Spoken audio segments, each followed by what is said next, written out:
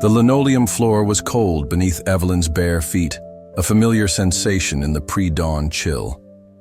At 80 years old, she rose slowly, each movement a testament to the years etching themselves into her bones. The small, cluttered kitchen of her modest bungalow in suburban Ohio was still dark, save for the faint glow of the digital clock on the microwave, 5:37 a.m.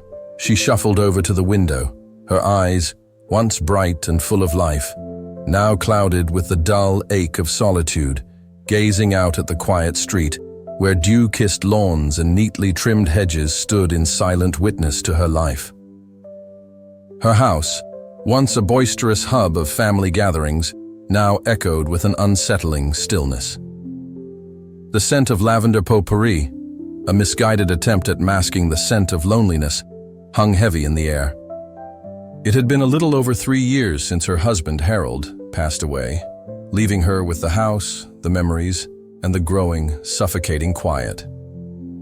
But it was the last 6 months since her son, David, moved to Phoenix, and her daughter, Carol, declared she was too busy, that the silence had become a deafening roar.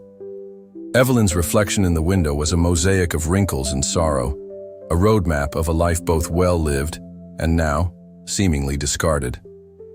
She had been a registered nurse for over 40 years, a healer, a giver, tending to the aches and pains of others while often neglecting her own.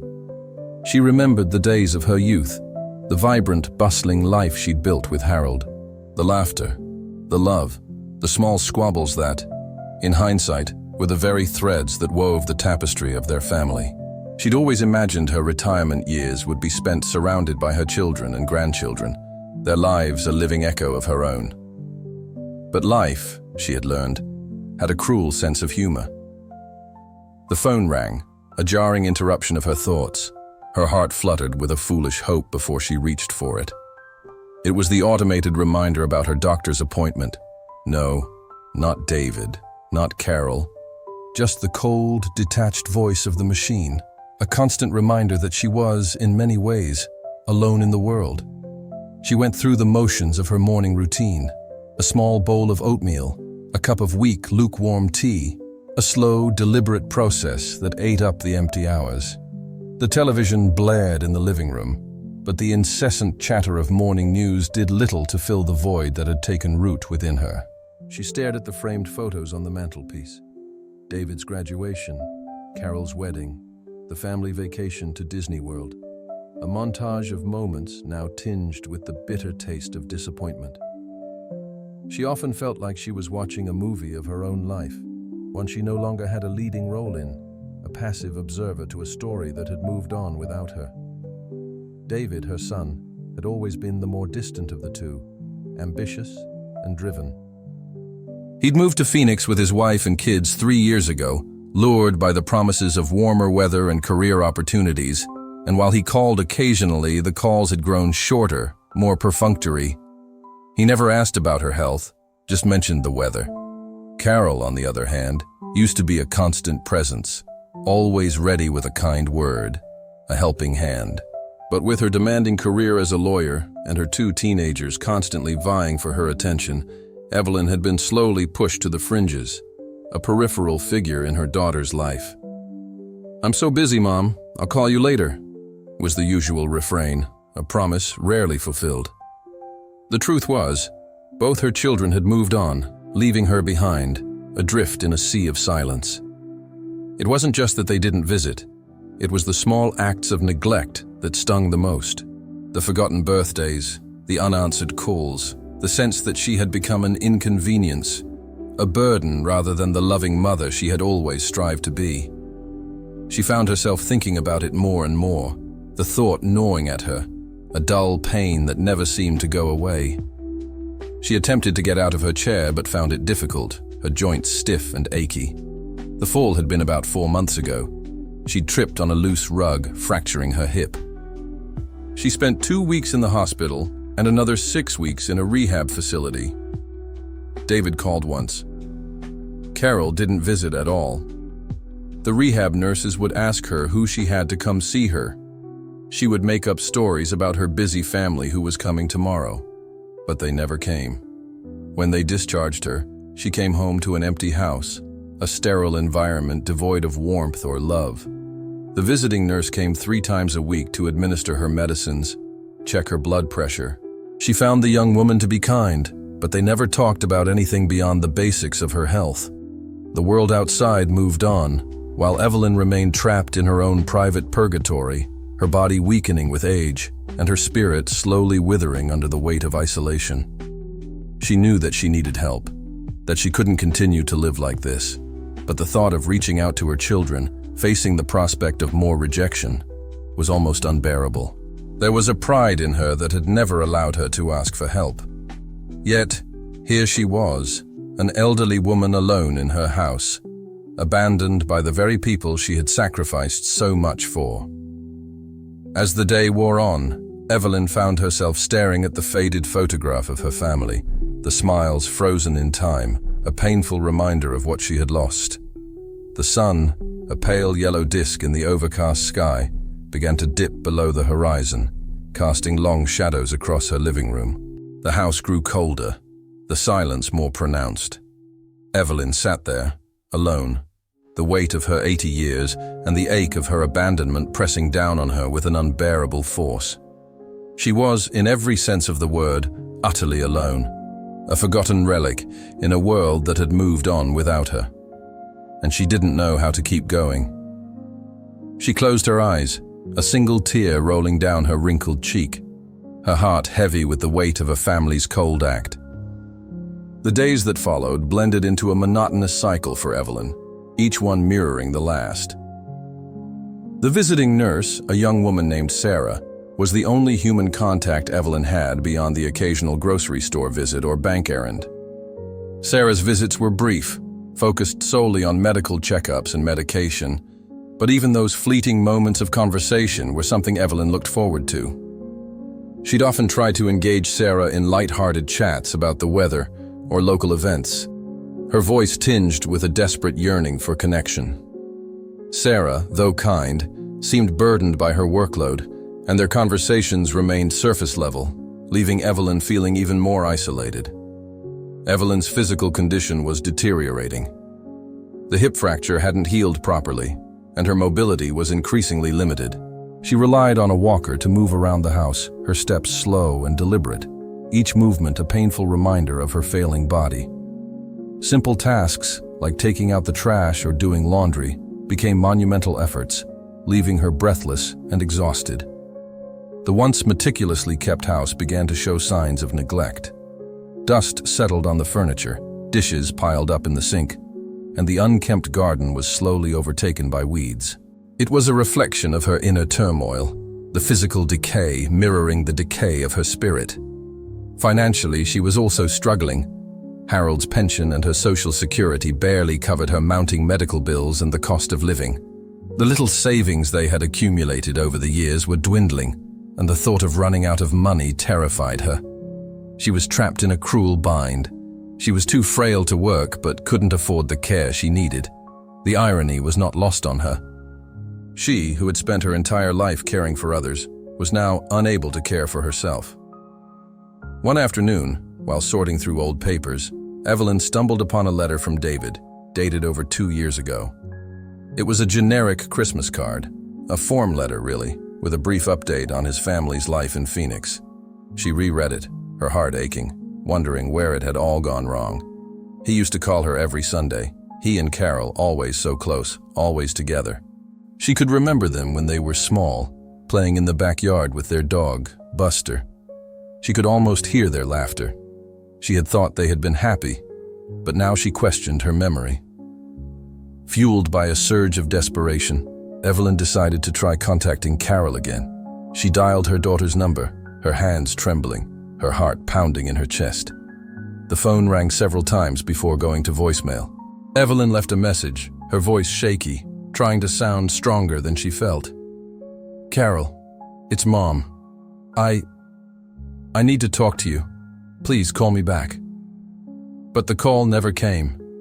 That night, Evelyn slept fitfully, the images of her children's faces haunting her dreams. She dreamt of a house filled with laughter and love, a stark contrast to the cold, empty reality she was living. She woke up with a sense of despair, the weight of her abandonment pressing down on her like a physical burden. It was then that she noticed a strange smell, acrid and metallic. She traced it to the basement, the damp, musty space she rarely ventured into. The water heater was leaking, the water pooling on the concrete floor. This was another problem she could not take care of herself, and it required money she did not have. The next day, Evelyn was scheduled to see a new doctor, a specialist, to assess the persistent pain in her hip. The appointment was her attempt to fix the problem and to be able to walk better.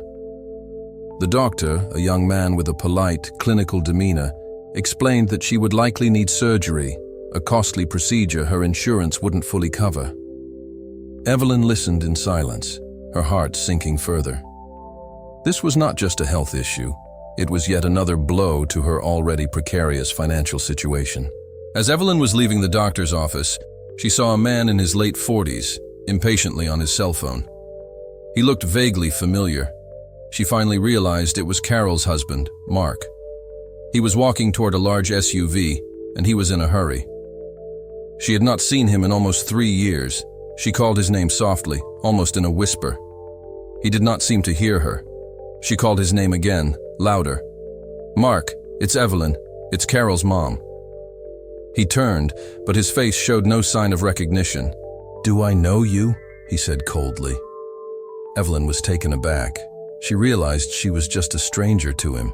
She felt her face grow warm, and she could feel tears forming in her eyes. "It's Evelyn. I was just at the doctor. I haven't seen Carol in so long, and I was hoping—" Mark interrupted her. "I'm sorry, but I have to go," he said. "I don't have time to talk right now." He looked at her with disdain, and with a dismissive wave of his hand, he turned and quickly got into his SUV.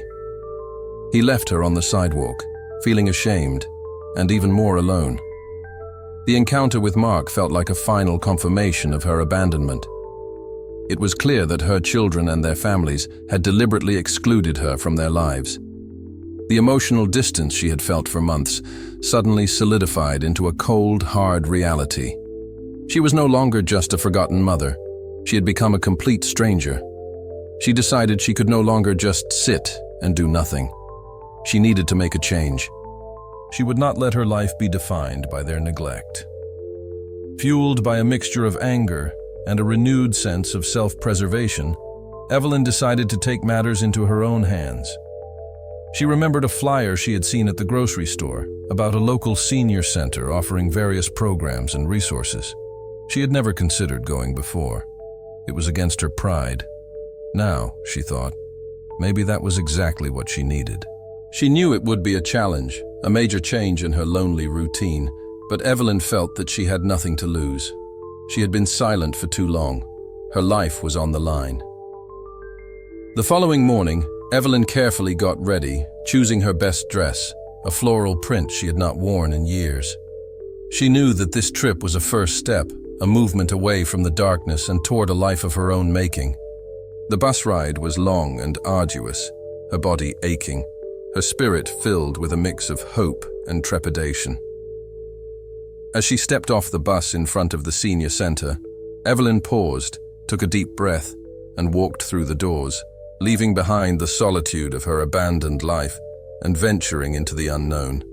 She knew that the road ahead would be long and hard, but she was ready to fight for her life, one step at a time. The senior center became Evelyn's sanctuary, a place where she found not only companionship, but a renewed sense of purpose. The initial awkwardness of navigating the new environment soon faded as she met other seniors facing similar struggles. There was Margaret, a retired school teacher with a sharp wit and a compassionate heart, and George, a former engineer who had lost his wife and children just like Evelyn. They shared stories of their lives, of their joys and their sorrows, and for the first time in a long time, Evelyn felt that she was not alone. The center offered a variety of activities, from exercise classes to art workshops, and Evelyn found herself drawn to the creative pursuits, especially painting. She had always admired art but never had the time or confidence to try it herself. Now, with the help of an encouraging instructor, she found herself expressing her emotions through vibrant colors and bold strokes, the canvas becoming her confidant. The act of creation was surprisingly therapeutic, a way to release the pent-up frustrations and sadness that had been plaguing her. As Evelyn became more involved in the senior center, she also began to explore the resources available to her. She learned about support groups, legal aid, and financial assistance programs that could help her manage her situation. With the help of a social worker, Evelyn started navigating the complex world of health insurance and medical bills, realizing that she had been victim of predatory medical practices. She also learned about ways to reduce her energy costs and other bills, and she was able to pay the bills for the leaking hot water heater. The newfound energy and her determination provided her with a boost of confidence that had been lacking. Evelyn felt as if she was starting to find herself again and starting to reclaim her independence. The sense of loneliness that had been her constant companion was finally beginning to dissipate, replaced by a feeling of belonging and empowerment. However, her newfound peace was soon disrupted. One evening, as she was returning home from the senior center, Evelyn noticed a strange car parked in front of her house. As she approached, she saw David getting out of the car, his face a mixture of anger and guilt. It was the first time she had seen him in almost 2 years. "Mom, what is going on?" he demanded, his voice raised. "I heard you've been telling everyone we abandoned you." Evelyn stood her ground, her heart pounding in her chest. "David, I haven't told anyone anything, but it's true. You have abandoned me. You haven't called. You never come visit. You haven't done anything to help." "We're busy, Mom," David retorted, his face reddening. "We have our own lives to live. You can't expect us to just drop everything for you." "Is that how you see me?" Evelyn asked, her voice trembling with anger. "As an inconvenience, a burden you can just ignore?" David scoffed. "Don't be dramatic, Mom. We've always taken care of you." "Taking care of me?" Evelyn repeated, her voice rising. "David, you haven't called me or visited in years. You didn't come when I fell and fractured my hip. You didn't come when I was in rehab. What part of that is taking care of me? What part of that is being a son?" Their confrontation escalated, their voices echoing in the quiet street. David accused Evelyn of being ungrateful, of trying to make him feel guilty. Evelyn, in turn, confronted him with his neglect, his lack of empathy, his cold indifference. As they spoke, old wounds were ripped open, old resentments resurfaced, and the bitter truth of their broken relationship was laid bare. She remembered everything from his childhood, the nights she stayed up with him when he was sick. She remembered all the sacrifices she made for him, and for Carol, and all she asked was to have their love, their respect, their time. "Why, David?" she finally asked, her voice breaking. "Why did you leave me all alone?" David hesitated, his eyes shifting, his face contorted with a mixture of anger and pain. He admitted that he had found it easier to keep his distance, that dealing with her aging and her needs had become too difficult, too overwhelming. He claimed that he had been struggling with work and his children, and that he simply did not have the emotional capacity to deal with his mother. He also claimed that he didn't understand why she felt abandoned. He had sent a Christmas card. He had called a few times. For him, that was enough. Evelyn listened in stunned silence, her heart aching. She realized that his abandonment wasn't just a result of negligence, but a deliberate act, a conscious choice to prioritize his own life over hers. The realization was like a punch to the gut. She felt betrayed and used. "I'm not going to beg you to love me," Evelyn said, her voice now cold and firm. "But I will not tolerate your lies or your disrespect. I am your mother, and I deserve better." She turned her back on David, knowing that she could not fix the problems with her son. She felt a sense of relief and sadness, but now it was her turn to say no. David watched her as she walked into the house, his face etched with a mix of guilt and resentment. He knew he had pushed her too far, but he couldn't bring himself to apologize or to try to mend their relationship. He simply turned and got back into his car and drove away, leaving her once again in solitude. The encounter had been a painful ordeal for both of them, and it marked a point of no return in their relationship. Later that evening, Carol called, her voice strained. She had spoken to David, and she had also found out about Evelyn's activities at the senior center. She accused her mother of airing family dirty laundry and of trying to make David look like a bad son. Evelyn explained that she had not been doing anything other than living her life. Carol did not listen, and she simply told her mother not to call her again ever before hanging up the phone. Evelyn hung up the phone and looked at the framed photo of her family, her heart heavy with despair. It was now clear. There was no hope of reconciliation. Her children had moved on, and they did not want her in their lives. The realization brought tears to her eyes, but it also brought with it a sense of freedom, a feeling that she was no longer bound by the expectation or the hope that her children would ever come back to her. She was on her own now, and she knew with certainty that she would have to rely on herself and on the support of her new friends at the senior center. The fight for her own life was far from over. Evelyn's decision to sever ties with her children, while painful, liberated her in ways she hadn't anticipated. The emotional energy she had once poured into longing for their affection was now redirected towards building a fulfilling life for herself. The senior center became her second home, and her friendships with Margaret and George grew stronger, a source of much-needed emotional support and connection. They were more than just companions.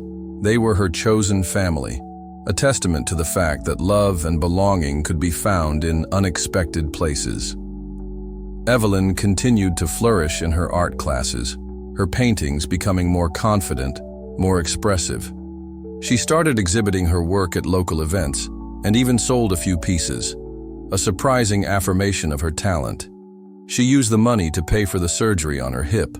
The surgery was a success, and she began attending physical therapy 3 times a week at the center. Her mobility improved greatly, and with each step she took, she felt stronger and more independent. One afternoon, as Evelyn was working on a new painting, a social worker from the center named Maria approached her. Maria had been helping Evelyn navigate her financial issues and had become a close confidant. Maria informed her about a new initiative that aimed to expose the issue of elder abandonment. It was a local media campaign intended to shed light on the neglect and abuse suffered by the elderly within the community. The social worker thought that Evelyn's story was exactly what the campaign needed. Initially, Evelyn was hesitant. The thought of publicly sharing her private pain and exposing the neglect of her children filled her with anxiety. She had always been a private person, never one to seek the limelight. But as she considered the plight of other seniors in similar circumstances, she realized that her story could be a voice for the voiceless. She agreed to participate, albeit with a mix of trepidation and determination. The media campaign launched with a series of newspaper articles, radio interviews, and television segments, all featuring Evelyn's story. She spoke with honesty and vulnerability, recounting the pain of her abandonment and the challenges she had faced. The response was overwhelming. People from all walks of life reached out to her, expressing their support and empathy. Many shared their own stories of familial neglect, and a collective sense of solidarity emerged. Her children, however, did not react with empathy. David called her, furious, accusing her of humiliating the family and of destroying his image. Carol sent her a scathing email, blaming her for ruining their lives. Neither expressed an iota of remorse for their actions, instead focusing on the negative impact that Evelyn's newfound voice had on their reputations. Evelyn, however, was unfazed. She had found her voice, and she would not be silenced. One evening, Evelyn was invited to speak at a community forum about elder abuse. She arrived at the forum, a little nervous, but determined to share her story. As she looked out at the audience, she saw a familiar face. David, sitting in the back row, his expression unreadable. He hadn't called her, and she had not seen him since their encounter at her home. Evelyn began to speak, her voice clear and strong. She talked about the pain of abandonment, the loneliness, and the struggle to survive. She also spoke of the resilience of the human spirit, the power of community, and the importance of speaking up against injustice. David listened in silence, his face slowly contorting with an array of emotions: anger, shame, and a flicker of regret. When Evelyn finished speaking, there was a long moment of silence before the audience erupted in applause. People stood and cheered, their voices filled with admiration and respect. David remained seated, his head bowed, his body shaking. He stood up, walked toward the stage, and for a long moment, simply looked at his mother. He did not say anything. Evelyn did not say anything either. He simply turned and walked out of the auditorium. Evelyn had mixed feelings. She realized she would not be able to change the past. She would have to forgive David, if not for him, then for herself. She had done everything she could. Now, it was time for her to live her life. The media campaign had a tangible impact. New policies were put in place to protect the rights of seniors, and resources were allocated to support elder care. Evelyn became a symbol of hope for other elderly Americans, a beacon of strength and resilience in the face of abandonment. She continued to paint, to advocate, to live her life with purpose and dignity.